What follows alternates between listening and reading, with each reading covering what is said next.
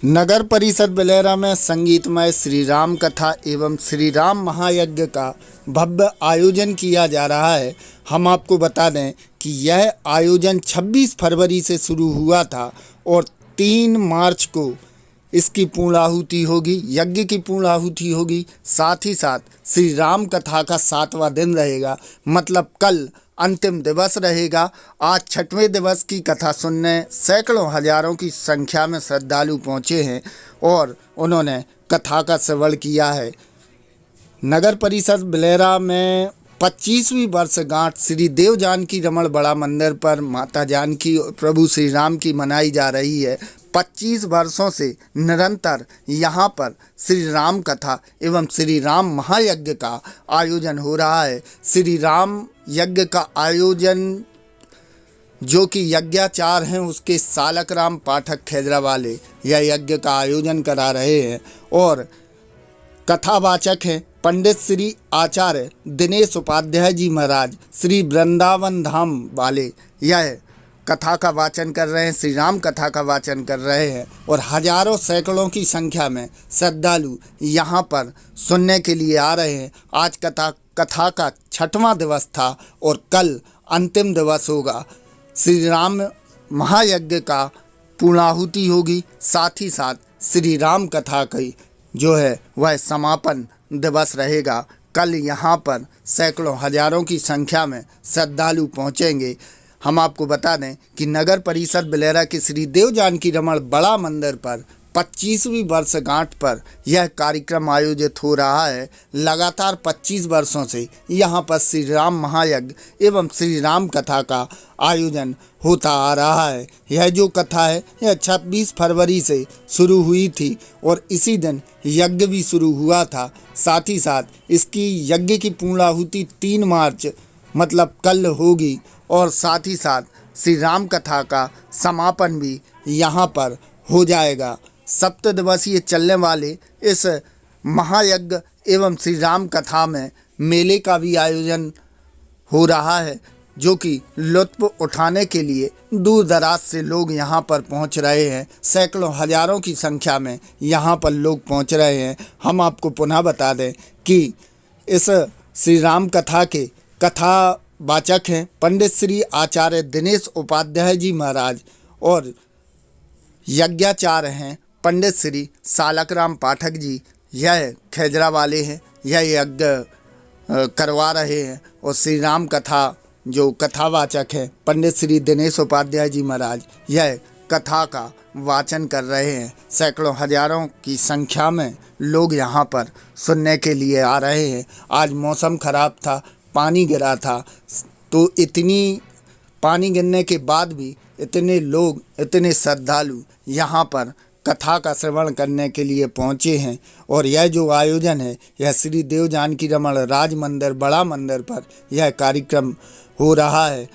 प्रभु श्री राम और माता जानकी की 25वीं वर्षगांठ पर यह कार्यक्रम हो रहा है। लगातार 25 वर्षों से यहाँ पर श्री राम कथा एवं श्री राम महायज्ञ का आयोजन होता आ रहा है। क्षेत्र की तमाम खबरों को जानने के लिए देखते रहिए शौर्य न्यूज, आपकी आवाज। तुम जैसे खराब आदमी के साथ में पिताजी ने विवाह कर दिया, पुत्र से तैयार हो गए, हम बनकू जा रहे हैं, अरे लड़ो झगड़ो, अपना अधिकार मांगो, राजकुमार हो। एक बार नहीं कहा तो क्या कहा कि आप यदि वनवास को जाएंगे, आप यदि तपस्या करेंगे तो मैं आपकी अर्धांगिनी हूँ। जो आप कष्ट सहन करेंगे वो कष्ट मैं भी सहन करूंगी।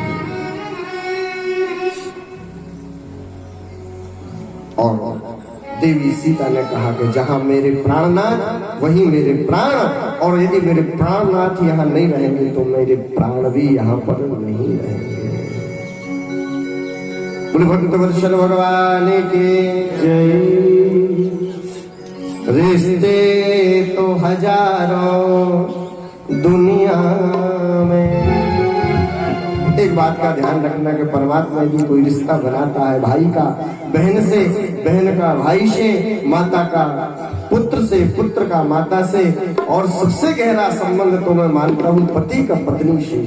यदि रिश्ता बनाया तो लड़िए भी खूब, झगड़िए भी खूब, जितना लड़ना है झगड़ना है झगड़िए, मगर यदि जरूरत पड़ जाए, छोड़ने का समय आ जाए, तो कभी एक दूसरे को छोड़िए मत। क्यों? क्योंकि बुढ़ापे में पता चलता है कि असली हमारा साथी कौन है। जब माता भी नहीं रहते हैं, पिताजी भी नहीं रहते, जिस भाई के लिए हम अपनी पत्नी से लड़ते थे, आज वो भाई फिर से संपत्ति के लिए लड़ने लगा। जिस बेटों के लिए इतना कष्ट पाए, आज वो भी बेटा धक्का मार के बाहर निकाल देता है। फिर एक पत्नी ही बचती है, एक बूढ़ा पति ही बचता है जो कहता चिंता मत करो, हम दोनों तो हैं। इसलिए इस बात का ध्यान रखें। रिश्ते तो हजारों दुनिया में, पर प्रेम का रिश्ता गहरा है। रिश्ते तो हजारों दुनिया में, पर प्रेम का रिश्ता गहरा है। रिश्ते तो हजारों दुनिया में, पर प्रेम का रिश्ता गहरा है।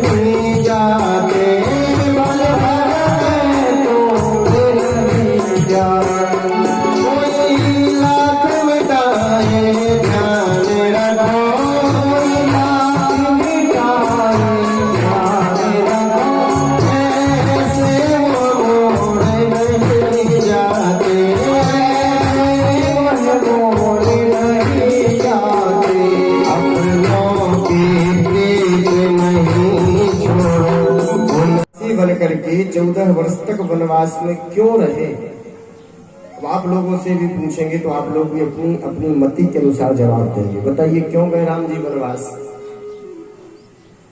सबकी अपनी अपनी मतियां हैं। सब भक्तों ने कहा अपना। किसी ने कहा कि रावण को मारने के लिए गए थे, हाँ इसलिए तो भगवान ने जन्म लिया। अच्छा, रावण को मारने के लिए, तो बोले रावण को मारने के लिए गए थे तो 14 वर्ष पहले से क्या कर रहे थे? तो तुरंत जाते और जाकर के मारा। तो 10 कंध को मारन को चतुरंगिनी, शक्तिमती नृपता होती खासे। यदि भगवान रावण को मारने के लिए वनवास जाते तो वनवासी बन करके न जाते, राजा बन करके जाते, और शक्तिमती नृपता होती खासी पूरी लश्कर सेना के साथ में जाते और जाकर के मार किया जाते। और पता है राम जी क्या करते? अकेले नहीं आते, अपने दोनों भाइयों को भी साथ में लेकर के आते। क्यों? क्योंकि राम जी के जो सबसे छोटे भाई हैं उनका नाम है रिपुसूदन, शत्रुघ्न, जिनका स्मरण करने मात्र से बड़े बड़े शत्रु नष्ट हो जाते हैं। जाके सुमरन ते रिपुनाशा, नाम शत्रुघ्न वेद प्रकाश। उनको आगे लाते। क्यों? क्योंकि सबसे महाबलवान उन्हीं को माना जाता है। बेचारे भरत काहे को रोते रहते, काहे को महाराज दशरथ अपने प्राणों को त्यागते? तो बोले ना, इसलिए नहीं आए कि महाराज हमारे राघव के लिए रावण को मारना था। 10 कंध को मारन को चतुरंगिनी, शक्तिमती नृपता होती खासे।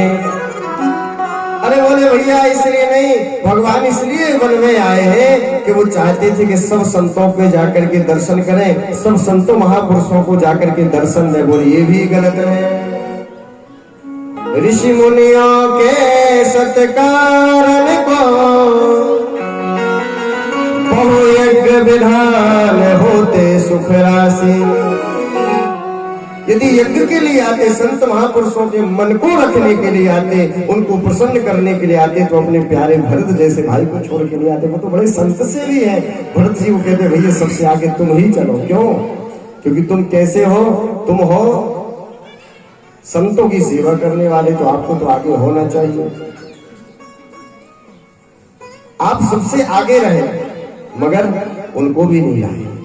उनकी बद्दुआएं नहीं, उनकी दुआएं लेकर के देखिए, उनका आशीर्वाद लेकर के देखिए। बोलने वाला मनुष्य मुंह से आशीर्वाद देता है, और जो बोल नहीं सकता है और जिसकी भाषा हम नहीं समझते हैं, वो आशीर्वाद अपने हृदय से देता है। और मुंह का आशीर्वाद तो कम लगता है मेरे प्यारे भैया। आशीर्वाद यदि लगता है तो कहां से? हृदय से लगता है।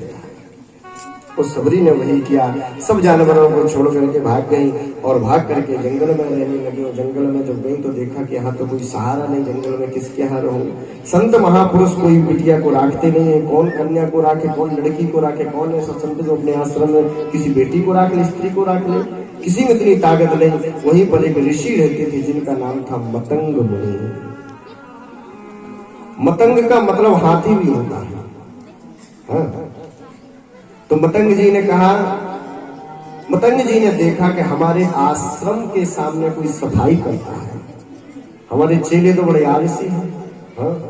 ये चेले हमारे, हम उठते हैं 6 बजे तो हमारे चेला उठते 8 बजे। गुरुजी ये सफाई तो कर नहीं सकते। आखिर कौन है जो सफाई कर रहा है? हमारे चेले कर नहीं सकते। हाँ, और ये बात सही है कि यदि ज्यादा चतुर चेले मिल जाए तो गुरु जी तक तो प्राणों की लेनी देनी पड़ जाती है। एक गुरु जी के हैं, गाँव का आदमी है। गुरु जी,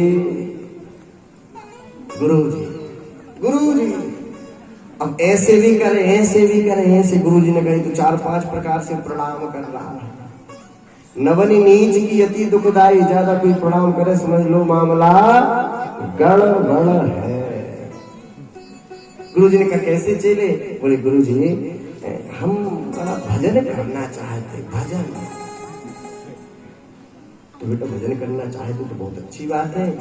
भजन के पहले सेवा करनी पड़ती है। संतों महापुरुषों की सेवा करोगे, आश्रम की सेवा करोगे तो भजन होगा।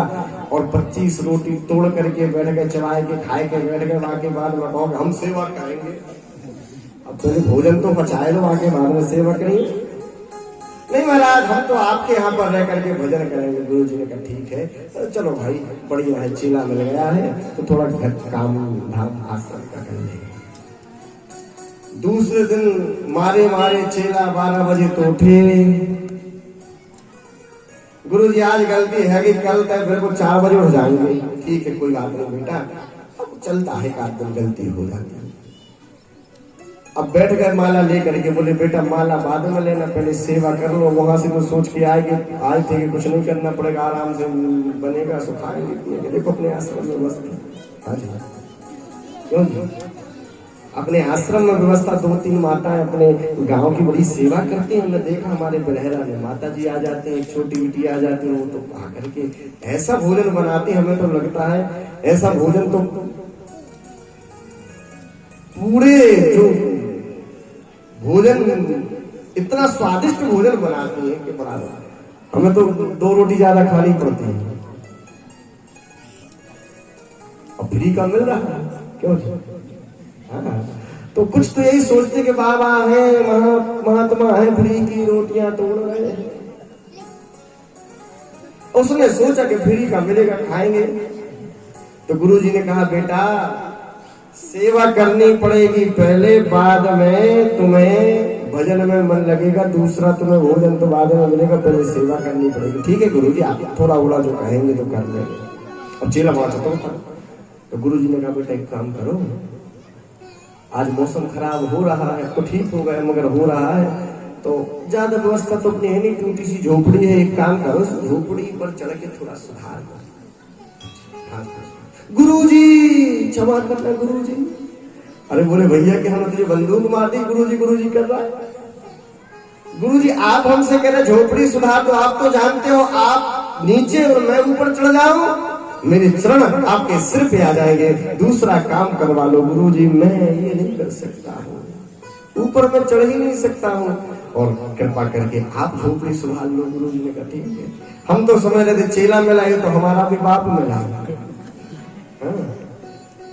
गुरु जी, अब गुरु जी ने कहा बेटा एक काम करो, कोई बात नहीं, तो हमारे ऊपर नहीं चल सकते हो, तो देखो पानी आ रहा, मौसम खराब, फटाक से जाओ, जाकर के गऊ बंधी हुई है, उस गऊ को छोड़ करके ले आओ।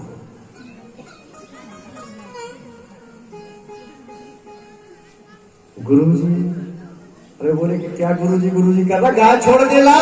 बोले गुरु जी हम बिल्कुल नहीं जा सकते। क्यों? क्योंकि बंधन से छोड़ने का काम तो आप जैसे महापुरुषों का है, हम तो स्वयं बंधन में पड़े। गुरु जी ने कहा हरे चेला, 2-4 और मिल जाए तो उल्टी टंगना पड़ा गया, 2-4 और मिले तो उल्टी टंगेंगे तभी उद्धार होगा। ऐसे होते। अच्छा कई गुरु जी भी चतुर होते, ऐसा नहीं कि चेले, कई बार गुरु जी भी बिल्कुल त्रिलोकी याद दिला देते हैं। एक आश्रम में 2 शिष्य रहते थे, दोनों बड़े चतुर, बड़े होशियार। गुरुजी कोई काम कहे तुरंत घुमा दें। एक बार गुरुजी ने कहा बेटा जाओ, जाकर के तुलसी पत्र तोड़ के ले आओ। चेले ने कहा गुरुजी हम नहीं जानते तुलसी पत्र कैसा होता है। अब दूसरे ने देखा ये तो मना कर ही रहा है, अभी गुरुजी हमसे बोलेंगे, तो उसने पहले ही कह दिया गुरुजी ये मूर्ख बना रहा है, सब कुछ जानता है। क्यों नहीं जानता है कि नहीं? उसने कहा नहीं जानता। तो बोले नहीं जानता तो हम बता रहे हैं, जा बगीचे में देख, जो हाथी के कान के समान बड़े बड़े पत्ते होंगे वही तुलसी के पत्ते हैं। समझ गए ना? हाथी के कान के समान तुलसी पत्ते होते हैं। क्या होते हैं बताओ? हाथी के कान जैसे काय के पत्ते होते हैं? केला के। अब गुरुजी ने सोचा ये तो और उसका दादा निकला। बोले कोई बात नहीं बेटा, तुम भी नहीं जानते, तुम भी नहीं जानते, हम तो कर रहे हैं पूजा, बैठे हैं तखत में, सो आगे पकड़ो तुम तखत को, पीछे पकड़ो तुम। हाँ, आगे तुम पीछे तुम, और दोनों हमें ले चलो बगीचे में, हम बताएंगे तुलसी का पेड़ कौन सा है। उन्हें भी नानी याद आ गई।